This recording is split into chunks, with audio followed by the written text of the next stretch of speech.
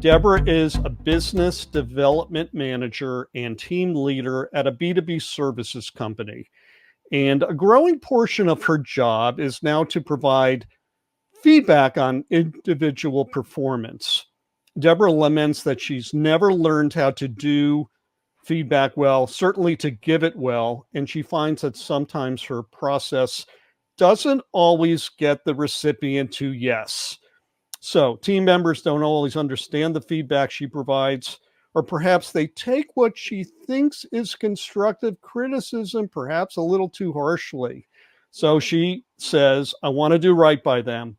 So Jessica, she asks, how can I provide meaningful worker feedback? Let's get her started.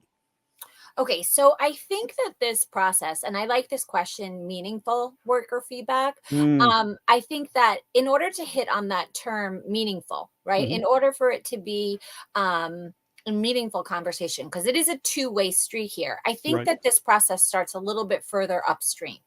So for me, before you can even give meaningful feedback, you need to have a relationship between the two people, the feedback giver and the feedback receiver, Right. that is based on trust, right? Because if you don't trust the person who's giving you the feedback, you're going to look at that person sideways and question what is their intention, what is their motive, why are they really saying any of this. Mhm. So if the relationship is not built on that trust foundation, or that foundation of trust, I think that that's sort of going to hijack the process from the get-go. So the first thing that you need to work on is this idea that the relationship needs to be one where both people trust each other. So that's the first thing that I would say.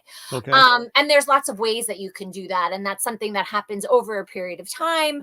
And we can go into that. But let's just talk a little bit about feedback for a second, more specifically. So let's assume that we have that trusting relationship, that both people are coming at this from good intentions and all of that.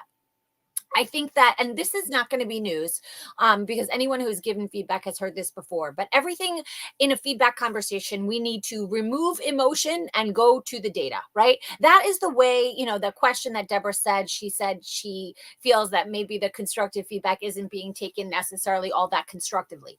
So I think that if you remove emotion as much as possible and ground your feedback in data, actual real facts that have happened, real events that have happened, not just feelings or thoughts or what should be or what could be, but what actually has happened, is the first way that you really need to do that. The second thing I think is that you need to be in a place where the person can hear the feedback. So even if you do a brilliant job delivering the feedback, if you give constructive, data filled, non-emotional, well-intentioned feedback, the person who's receiving the feedback needs to be in a place where they can receive it.